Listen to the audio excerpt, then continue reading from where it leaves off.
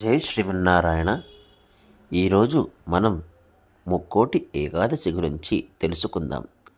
సూర్యుడు ఉత్తరాయణానికి మారే ముందు వచ్చే ధనుర్మాస శుద్ధ ఏకాదశినే వైకుంఠ ఏకాదశి లేదా ముక్కోటి ఏకాదశి అంటారు.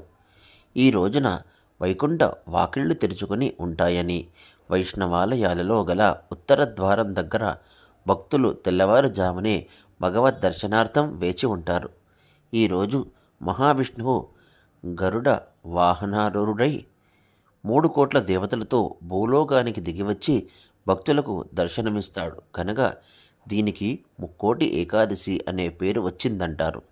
ఈ ఒక్క ఏకాదశి 3 కోట్ల ఏకాదశులతో సమానమైన పవిత్రతను సంతరించుకున్నందువలన దీనిని ముక్కోటి ఏకాదశి అంటారని కూడా చెబుతారు.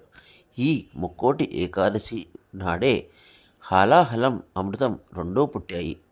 ఈ ఏకాదశి వ్రతంలో కొన్ని నియమాలు పాటించవలసి ఉంటుంది. దశమి నాడి రాత్రి నిరాహారులై ఉండాలి. ఏకాదశి రోజంతా కూడా ఉపవాసం ఉండాలి. ఆ రోజున అబద్ధం ఆడకూడదు. స్త్రీ సాంగత్యం పనికిరాదు. చెడ్డ పనులు, దుష్ట ఆలోచనలు చేయకూడదు.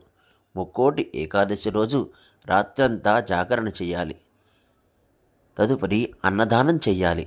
ద్వాదశి రోజున మళ్ళీ భగవదారాధన ముగించుకొని పారాయణం చేసి బ్రాహ్మణులను దక్షిణ తాంబూలాదులతో సత్కరించి, ఉపవాసం చేయలేని వారు నెయ్యి, నీరు, పాలు, నువ్వులు, పండ్లు వంటి పదార్థాలు తిని ఉండవచ్చు.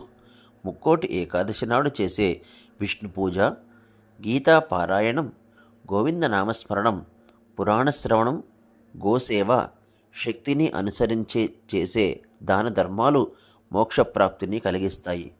ఇవన్నీ చేసే అవకాశం లేకపోయినా ఓం నమో నారాయణాయ అనే మంత్రాన్ని 108 సార్లు జపించడం ద్వారా అనుకున్న కార్యాలు దిగ్విజయంగా పూర్తవుతాయి.